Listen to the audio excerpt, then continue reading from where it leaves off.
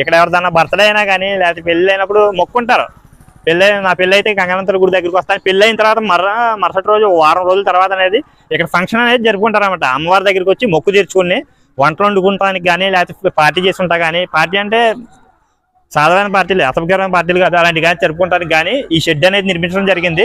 ఇందులో మీరు పార్టీ కానీ ఏదైనా చేసుకోవాలన్నా కానీ, ఫంక్షన్ చేసుకోవాలన్నా కానీ అక్కడ గుడి పెద్దలు ఉంటారు, వాళ్ళ దగ్గర అనేది మీరు పర్మిషన్ తీసుకుని ముందు రోజు బుక్ చేసుకోవాలి. ఎందుకంటే అందరూ ఒకసారికి వచ్చారంటే చేసుకునే అవకాశం తక్కువ ఉంటుంది అనమాట. ఎందుకంటే కొంచెం చిన్న సైజ్ షెడ్, ఏదన్నా 2 ఫ్యామిలీస్ దాకా అయితే వచ్చి చేసుకుంటే అవకాశం ఉంటుంది, ఎక్కువ వస్తే కుదరదు. కాబట్టి ముందుగా వాళ్ళ దగ్గర మీ పేరు నమోదు చేసుకున్నారా అంటే మీకు అనేది ప్లేస్ అనేది రెడీగా ఉంచుతారు.